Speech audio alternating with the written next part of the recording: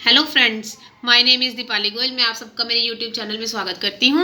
आज हम क्लास +2 का जो सब्जेक्ट मेरा फिजिक्स है उसमें जो यूनिट 9 है इलेक्ट्रॉनिक डिवाइसेस, उसका चैप्टर है फर्स्ट सॉलिड्स। उसके कुछ इंपॉर्टेंट क्वेश्चंस है वो डिस्कस करेंगे। So now first question is why germanium is preferred over silicon for making semiconductor devices. कि हम सेमीकंडक्टर्स डिवाइसेस बनाने के लिए जर्मेनियम को ही क्यों ज़्यादा प्रेफर करते हैं सिलिकॉन की जगह पर। इसका रीज़न है for germanium and silicon the value of forbidden energy gap are 0.7 electron volt and 1.1 electron volt respectively.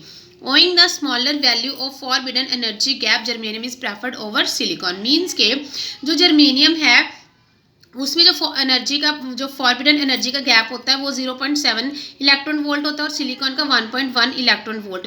और फॉरबिडन एनर्जी गैप होता है जो हमने मेरी लास्ट वीडियो में हमने स्टडी किया था कि जो वैलेंस बैंड और कंडक्शन बैंड के बीच का जो डिफरेंस होता है उसको फॉरबिडन एनर्जी गैप कहते हैं। जर्मेनियम के केस में कम होता है और सिलिकॉन के केस में ज़्यादा होता है, इसलिए हम जर्मेनियम को ही ज़्यादा प्रेफर करते हैं क्योंकि उसमें ये गैप कम होने की वजह से वो थोड़ा हमारी जो इलेक्ट्रिसिटी है उसको ज़्यादा कंडक्ट करेगा as comparatively to silicon. Okay, so now next question is why metallic solids are OPEC.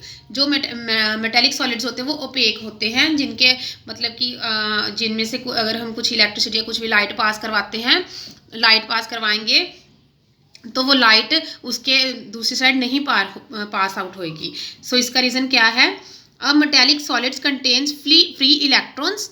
The light incident on a metallic solid is absorbed by the free electrons in them and hence they are opaque. Means के जो हमारे पास metals होते हैं, metallic solids होते हैं like iron zinc something ऐसे etcetera, तो उसमें क्या है कि अगर उसमें जो इलेक्ट्रॉन्स होते हैं मेटल्स में हमारे पास फ्री इलेक्ट्रॉन्स ज़्यादा होते हैं जिसकी वजह से वो इलेक्ट्रिसिटी को कंडक्ट करते हैं। तो अगर जब हम उसमें से लाइट पास करवाते हैं तो जो लाइट है वो इलेक्ट्रॉन्स की वजह से एब्जॉर्ब हो जाती है, जिसके कारण वो उसके अंदर से पास नहीं होती, इसलिए जो मेटेलिक सॉलिड्स होते हैं वो ओपेक होते हैं। Now next question is what is the effect of rise in temperature on the resistance of conductors or metals। कि अगर हम टेम्परेचर को ज़्यादा कर दें या कम कर दें उसका रेजिस्टेंस के ऊपर कंडक्टर्स की जो रेजिस्टेंस होती है उसके ऊपर क्या इफेक्ट पड़ता है।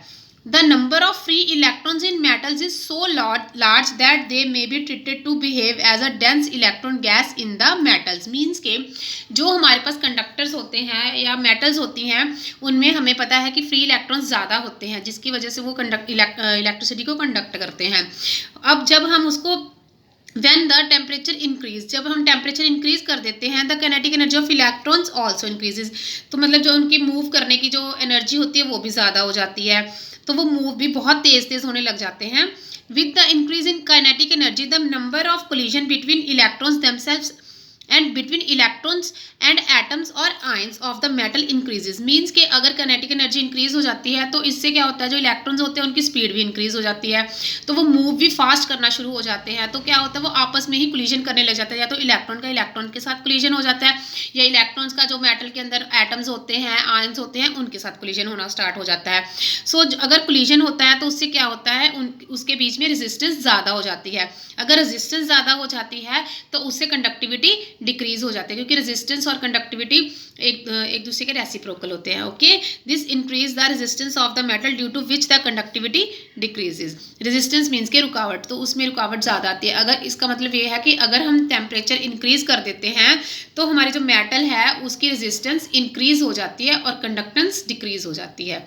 Okay, thank you friends. अगर आपको मेरा वीडियो अच्छा लगा हो तो प्लीज़ लाइक शेयर सब्सक्राइब और कमेंट करना मत भूलिए, और मेरी ऐसी और वीडियोस को देखने के लिए मेरा बेल आइकन दबाना भी मत भूलिए। Thank you friends.